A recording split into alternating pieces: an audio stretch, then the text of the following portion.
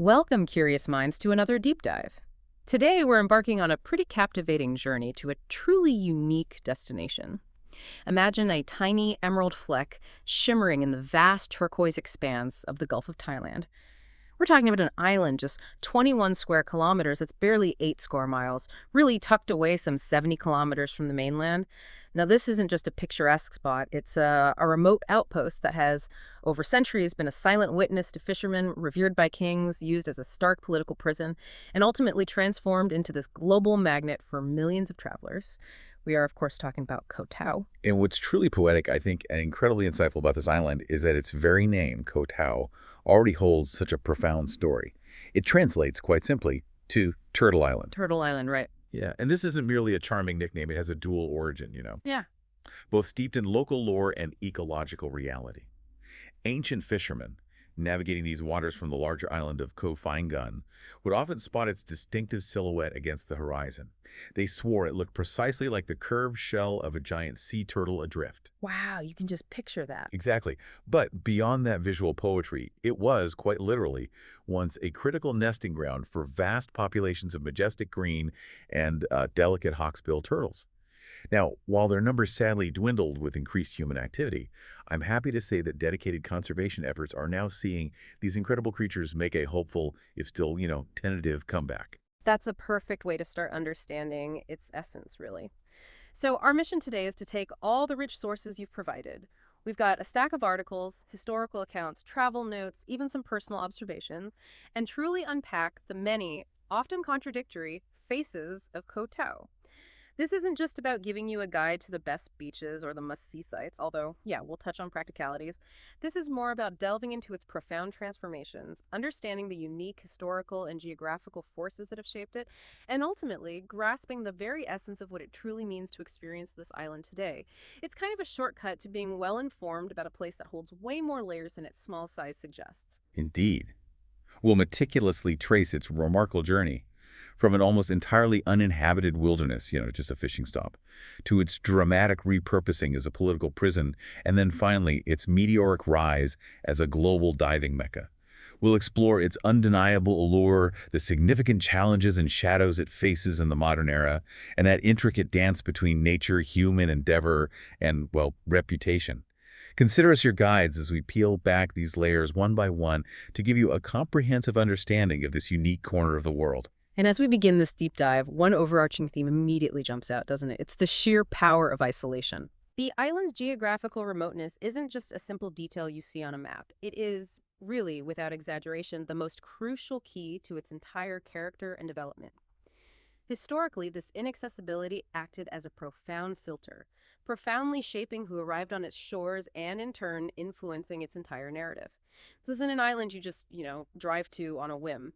It demands a journey, a passage by sea that immediately sets it apart and requires a certain commitment from those who seek it out. Precisely. This inherent inaccessibility, this physical barrier, didn't just shape its human story. It defined its ecological soul. We just touched on the dwindling turtle populations, but it also meant the surrounding marine environment remained relatively pristine for a long, long time. Now, the passionate conservation efforts we mentioned earlier, things like coral restoration projects and direct turtle protection, well, they're a direct response to and a poignant reminder of the delicate and often precarious balance between nature's inherent beauty and the complex, often challenging impact of human presence and, frankly, rapid development. The island's natural resilience and its vulnerability are both products of that initial isolation. So let's zero in on this identity, this multifaceted jewel that is Koh Tao. First, let's revisit its geographical significance, its role as a truly remote outpost. As we noted, it's a granite island, relatively small, a mere 21 square kilometers, but its position in the Gulf of Thailand is really key. It's strategically situated roughly halfway between the larger, more established mainland ports of Sairee and Chumphan. And that location, being literally out in the middle of the Gulf, is profoundly important. This remote placement immediately meant that any journey to Koh Tao necessitated travel by sea. Unlike destinations reachable by bridge or maybe a short ferry, this wasn't a simple hop. This very necessity of a sea voyage instantly set Koh Tao apart. Not just logistically, but I think psychologically too. Right. It implied a certain determination, didn't it? A deliberate choice from those who sought it out. It suggested it only individuals truly drawn to its unique, untouched charms, perhaps seeking genuine escape or adventure, would undertake such a voyage. It transformed the physical barrier into a kind of symbolic gate, welcoming only those willing to make the effort. Think about the resourcefulness required for anyone, from early fishermen just trying to get supplies, to reach and sustain life on such a disconnected spot. And that beautiful Turtle Island moniker we discussed earlier, it's far more than just a pretty name. It's truly a dual legacy that encapsulates so much of its essence. As you rightly pointed out, Koh Tao directly translates to Turtle Island. The sources tell us its origins are beautifully twofold. There's that striking silhouette, visible from a distance, particularly from Koh Phang, that so strongly resembles a turtle shell. And then there is its undeniable past, historically, as a crucial nesting and feeding site for thousands of those magnificent green and hawksbill turtles. This duality, I think, is a powerful lens through which to understand the island. The name itself embodies this ecological heritage.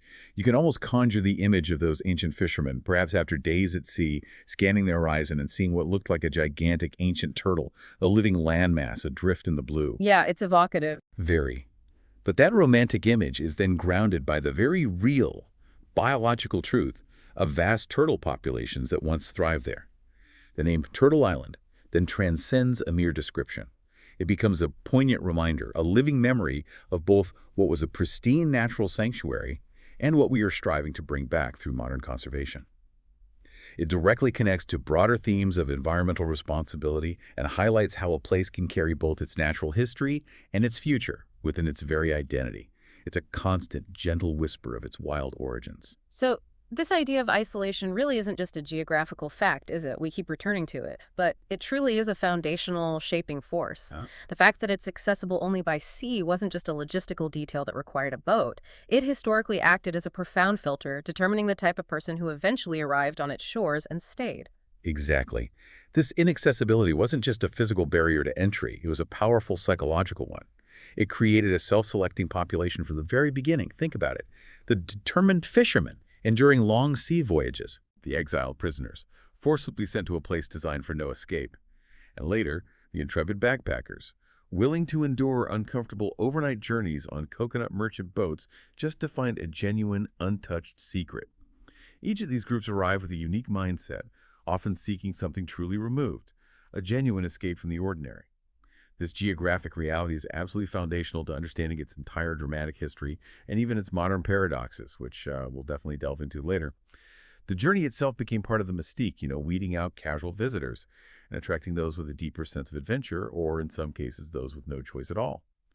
It cultivated a unique kind of grit and self-reliance in its early inhabitants. Speaking of history, Koh Tao has a truly dramatic tale, a story of transformation that shifts from uninhabited wilderness to a global stage.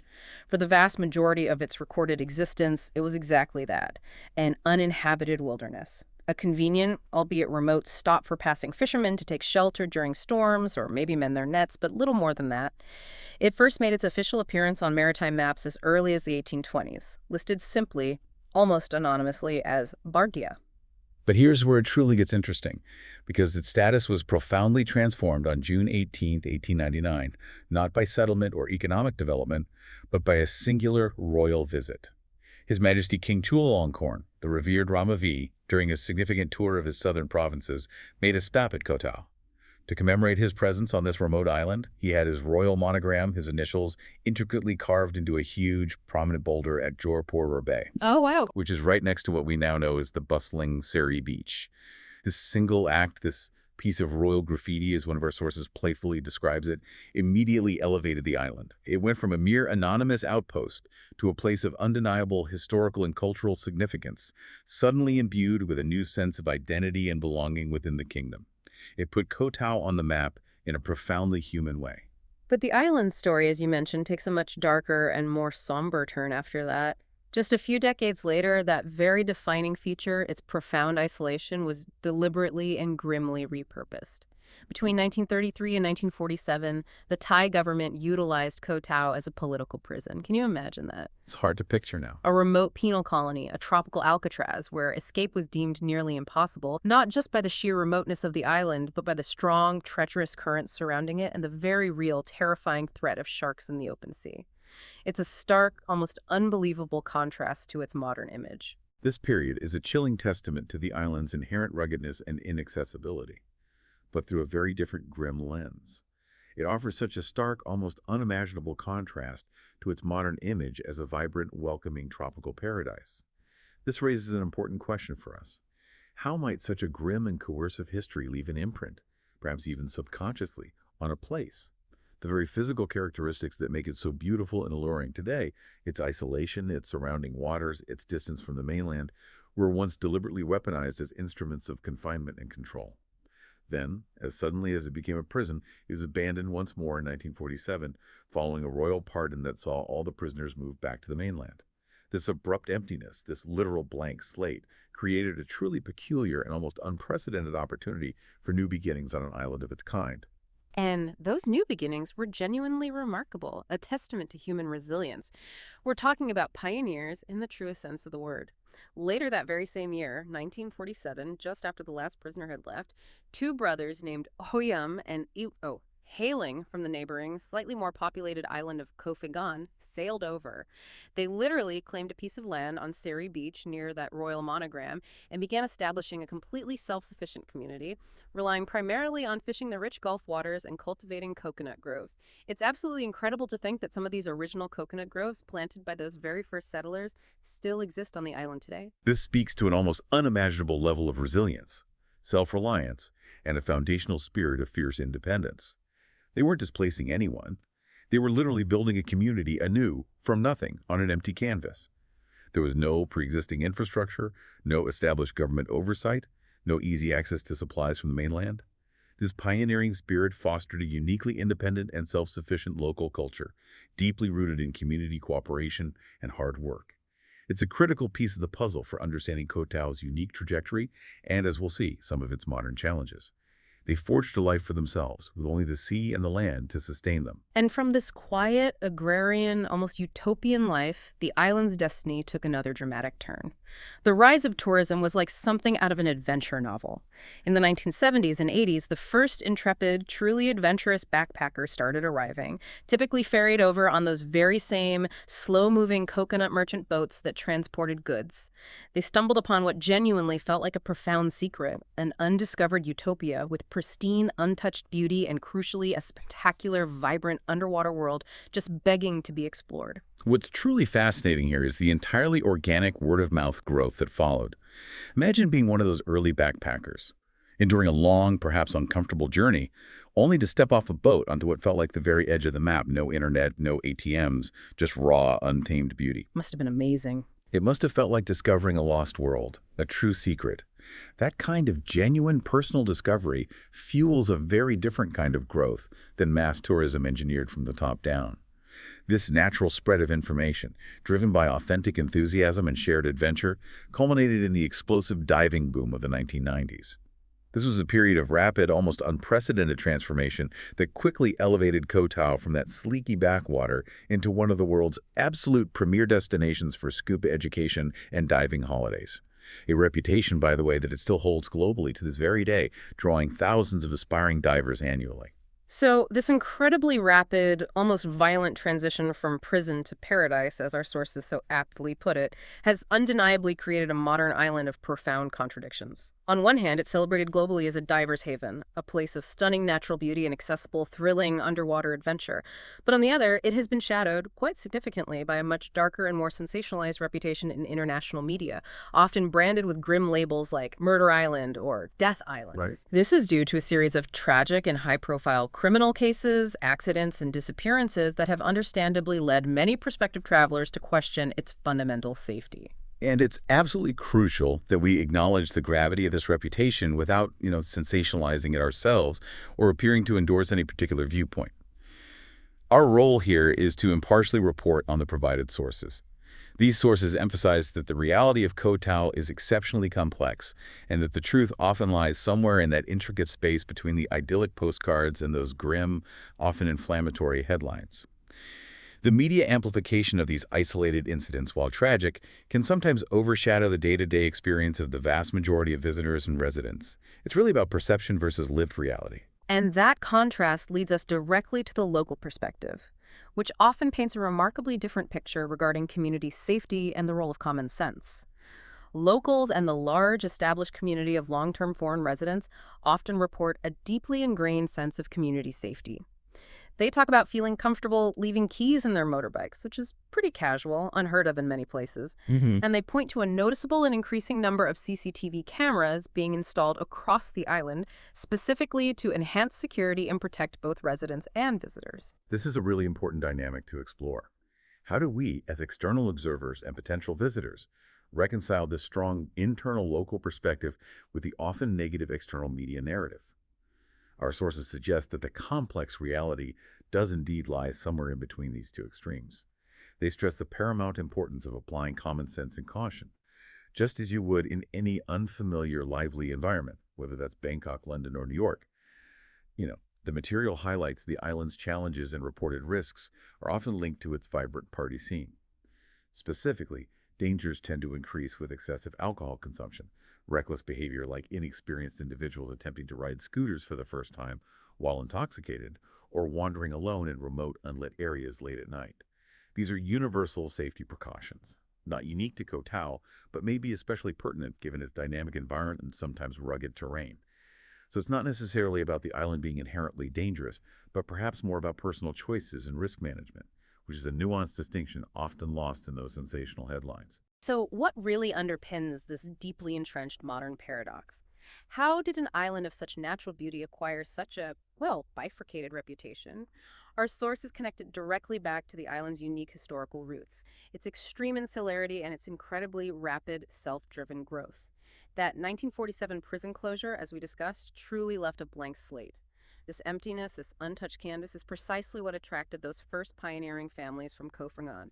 They weren't just settlers, they built a completely self-sufficient community with a unique degree of separation and independence from mainland oversight and established governance structures. This is truly a pivotal insight.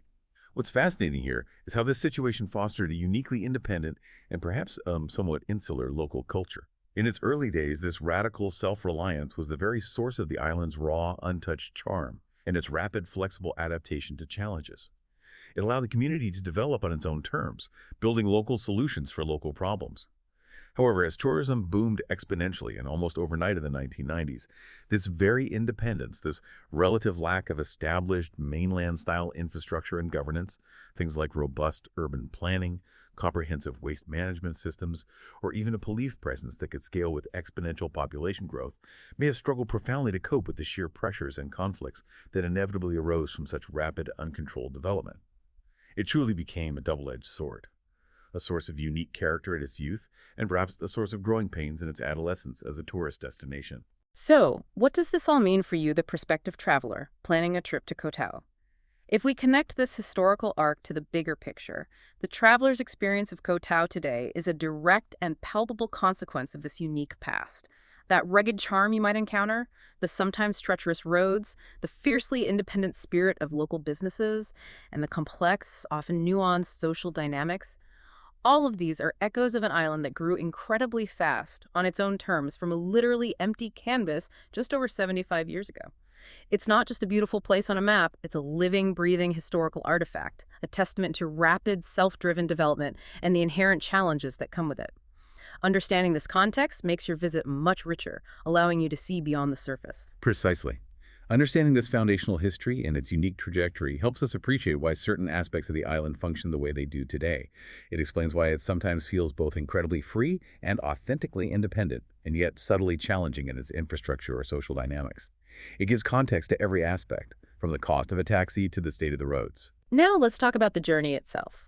Because getting to Koh Tao isn't just a simple hop across a lake. It's an adventure, a kind of modern-day pilgrimage that truly underscores its inherent seclusion. With absolutely no airport, the only way to set foot on this extraordinary island is by boat. This means the journey itself becomes an integral, often memorable, part of the entire experience. And this isn't merely a logistical detail you gloss over in a travel guide, is it? It fundamentally sets the tone for your entire trip. It immediately frames your visit as an adventure, a deliberate passage to a remote and special destination. This built-in filter naturally weeds out the casual day tripper and tends to attract those who are genuinely invested in the experience, those seeking something a bit more off the beaten path. It cultivates a sense of anticipation and accomplishment before you even step onto the pier. For many, particularly backpackers and those on a budget, Route 1 is the classic, quintessential way to arrive from Bangkok. It's overwhelmingly the most popular and economical path. You can easily purchase combined bus and ferry tickets from reputable companies like Lampraya, which offer a seamless, hassle-free connection from the capital directly to the island. But for a truly romantic and immersive touch, our sources highlight the option of taking the overnight sleeper train from Bangkok's historic Hua station all the way down to Chumpphon.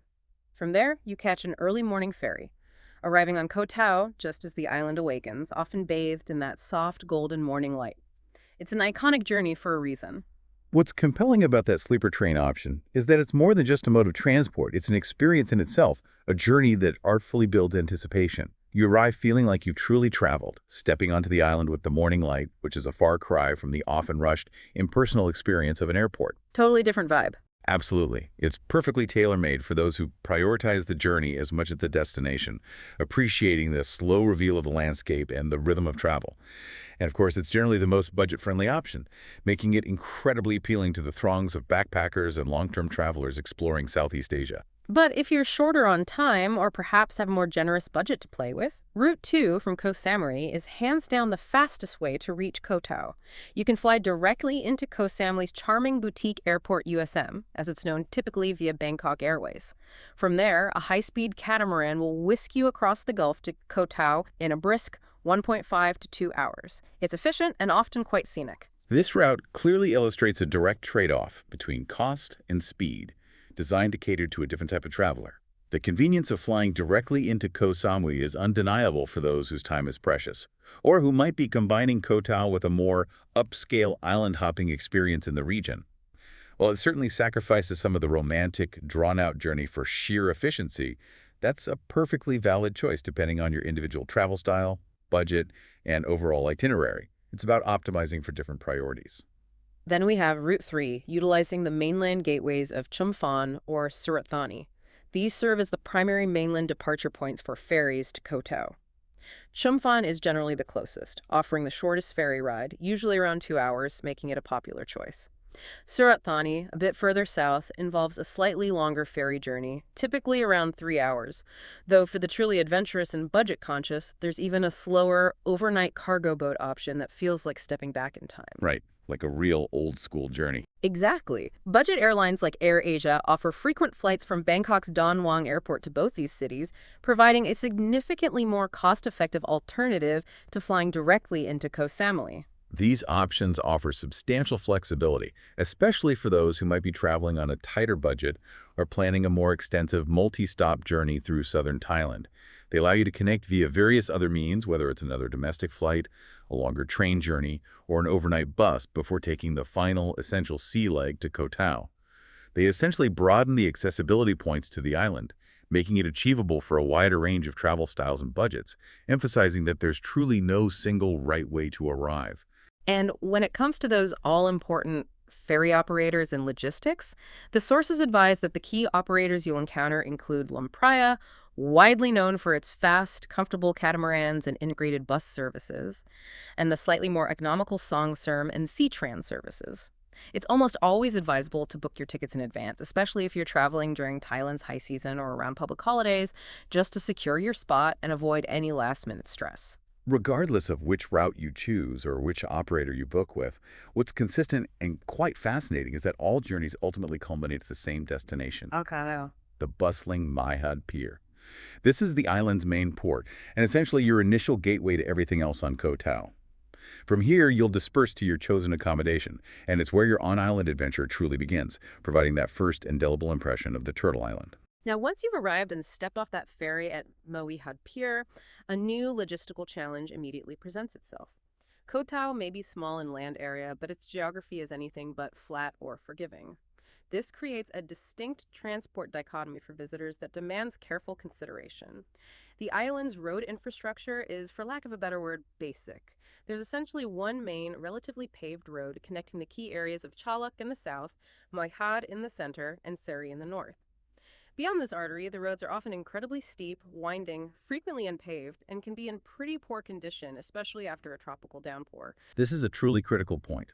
because this challenging terrain immediately dictates your exploration choices and, significantly, your potential freedom on the island. It's not just about how you get from point A to point B, it's about what you're willing to risk or spend to truly experience the island's full breadth, to reach those hidden viewpoints and secluded coves. The ruggedness of the terrain is a fundamental element of Koh Tao's character, a direct consequence of its granite composition and rapid self-directed development. And it directly impacts every visitor's journey, influencing their itinerary from the moment they arrive. So, given this challenging landscape, the first and most common choice for many visitors is scooter rental. It offers unparalleled freedom, but it comes with a truly significant, often understated risk. It's undeniably the most common, convenient, and affordable way to get around, typically costing a very reasonable 150 to 350 Thai baht per day. Renting a scooter genuinely opens up the entire island to you, allowing you to discover its remote corners and beautiful vistas at your own pace. However, and this is a major caveat from our sources, this freedom often comes with a very high price for many. The combination of hilly, winding terrain and challenging, often poorly maintained road conditions makes Koh Tao a notoriously treacherous place for inexperienced or even moderately skilled riders. Accidents are, unfortunately, alarmingly frequent, so much so that Koh Tao road rash has become a semi-official, albeit grim, term in traveler lore. Ouch. Yeah, you hear about that. You do. Ah. Furthermore, while many rental shops are reputable, scams involving pre-existing damage where tourists are unfairly charged are not unheard of. Our sources provide incredibly strong advice here. Renting a scooter should only be considered by experienced, licensed riders who possess the necessary international driving permits and have comprehensive travel insurance that specifically covers scooter accidents. This is unequivocally not the place for a first-time scooter lesson. The risks significantly outweigh the convenience for the unprepared.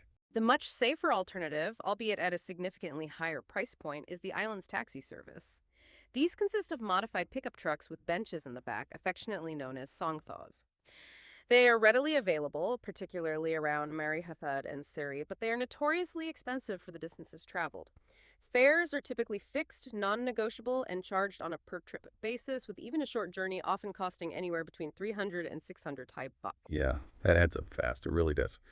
This pricing structure makes them economically unfeasible for daily use by solo travelers or even couples on a tighter budget, as the cost can quickly accumulate and cut significantly into your overall travel fund. However, they are unequivocally a much safer alternative to navigating the treacherous roads on a scooter, particularly for those unfamiliar with the local terrain, the rules of the road, or driving on the left.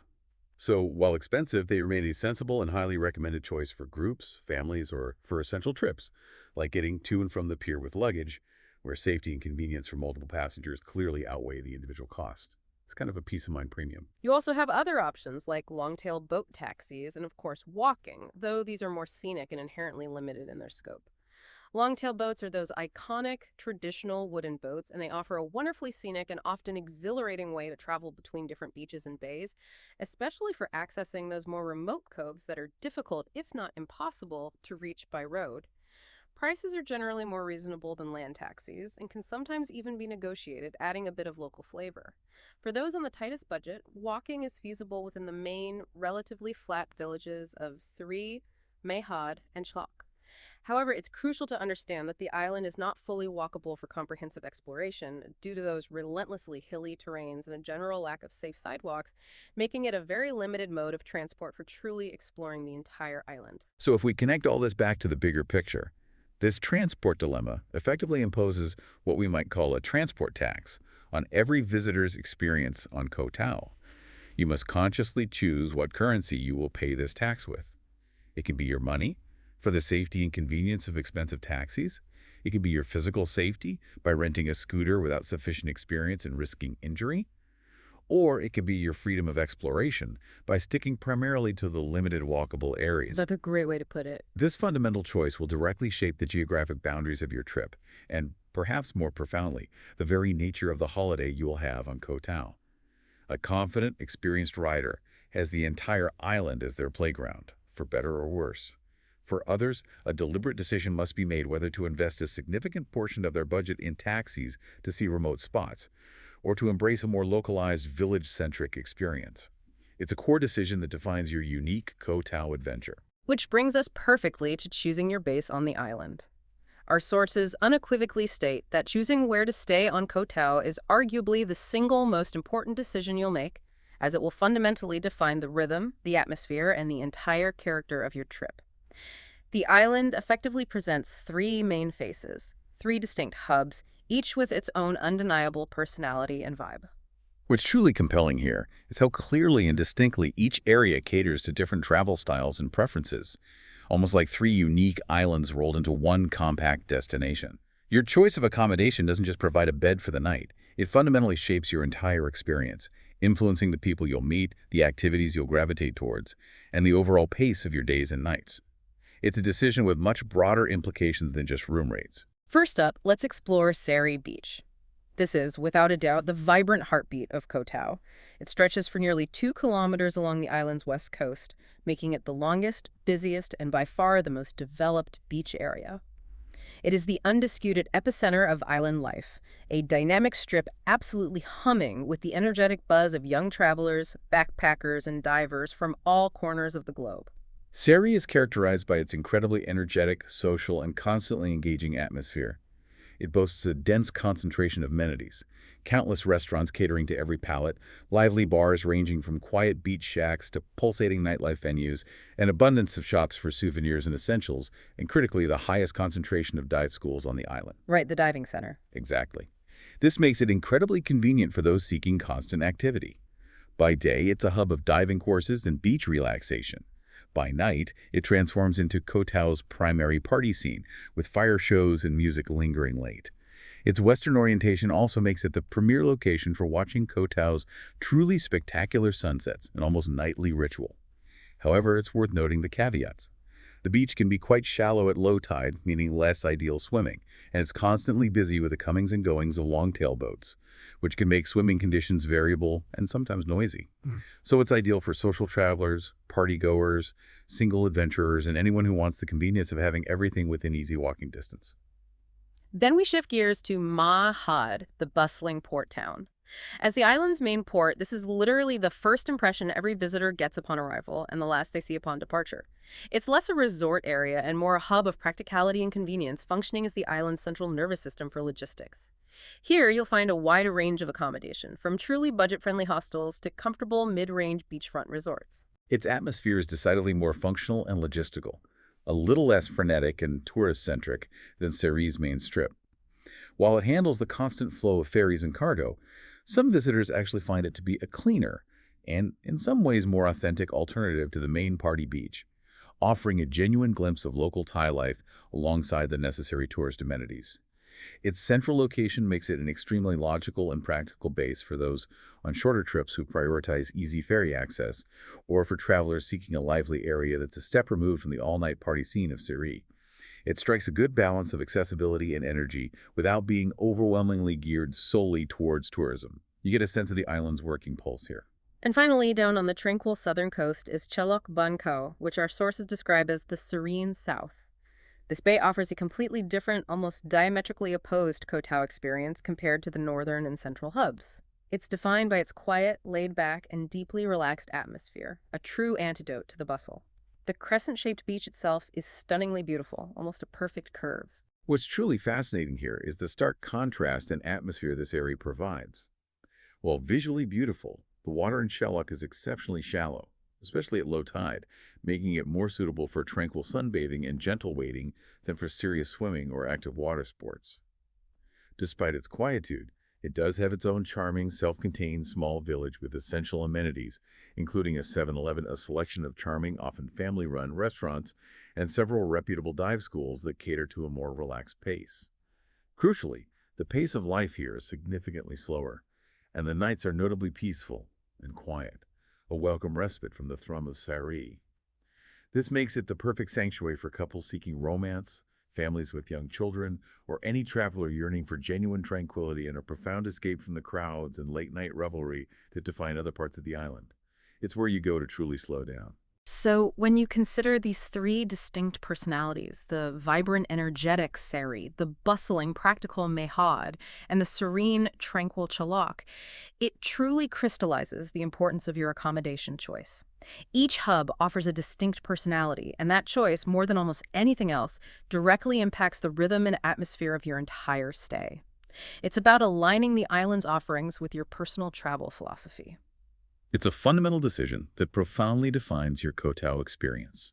Whether you seek the relentless pulse of island nightlife and diving action, the functional convenience and local flavor of the port, or the quiet embrace of a peaceful, unhurried bay, each face of Koh Tao offers a unique canvas for your adventure.